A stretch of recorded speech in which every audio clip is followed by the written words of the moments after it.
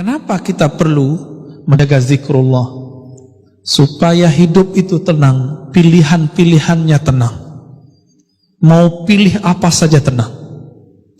Bapak saudara makan Allah, kita ambil zikir la ilaha illallah. Nabi mengatakan afdalul zikri la ilaha illallah. Zikir yang paling afdal adalah la ilaha illallah. Itu terjemahannya. Kalau maknanya lebih dalam dari itu, afdalul zikri itu kalau dimaknai zikir yang paling lezat, zikir yang paling nikmat adalah la ilaha illallah. Apa arti ilah sehingga Nabi mengatakan itu? Ternyata kalau orang betul-betul membaca la ilaha illallah, ilah salah satu maknanya adalah tempat hati bergantung,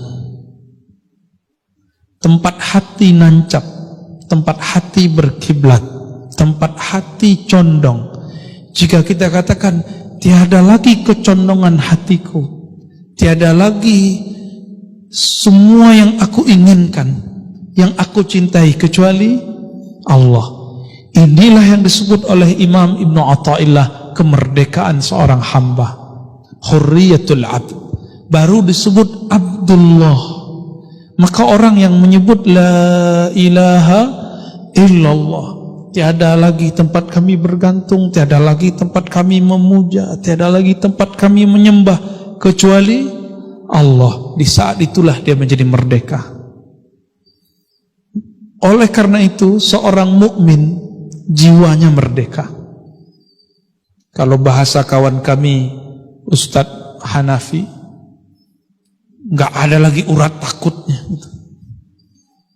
nggak ada lagi rasa takutnya kecuali kepada Allah. Yang punya zikir ini hanya ahli-ahli qalbu, bukan orang yang suka ceramah kayak saya ini, bukan yang suka debat, bukan yang suka menyalah-nyalahkan orang, membidah-bidahkan orang, enggak.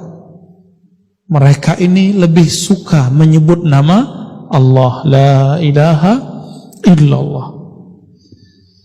Terdiri dari apa kalimat ini? Ulama-ulama ahlus sunnah mengatakan la ilaha illallah itu terdiri dari dua inti.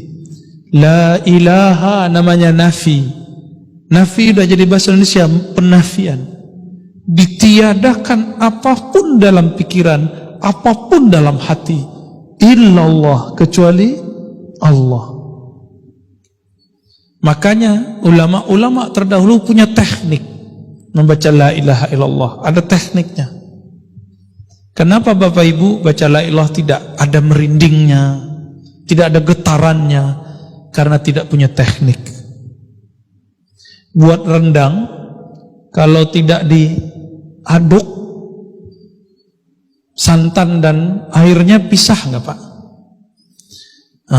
Adukan itulah kira-kira ilustrasi baca la ilaha illallah, kalbunya harus diaduk.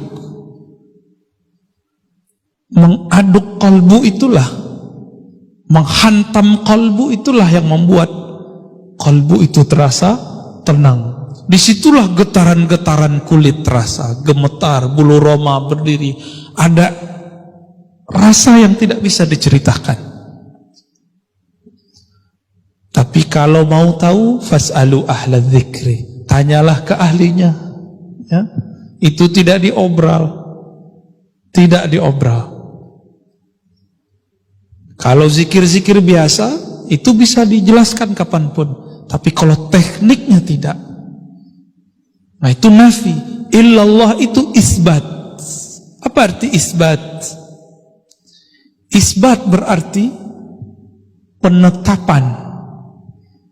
Tiada yang disembah kecuali Allah, tiada yang dituju kecuali Allah, tiada yang diharap kecuali Allah. Orang kalau begini, PNS kalau begini, karyawan kalau begini, nggak perlu fingerprint, kerjanya pasti selesai. Kenapa sekarang harus pakai fingerprint, pakai daftar hadir? Karena orang-orang tidak serius bekerja.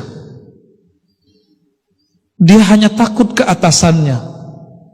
Jadi nggak takut kepada Allah. Takut dengan report laporan-laporan manusia, tapi tidak takut dengan laporan-laporan malaikat-malaikat Allah.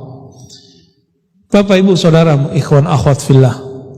Maka Nabi SAW ketika ditanya, bagaimana cara kami memperbaharui iman kami yang usang, wahai Rasulullah? Apa kata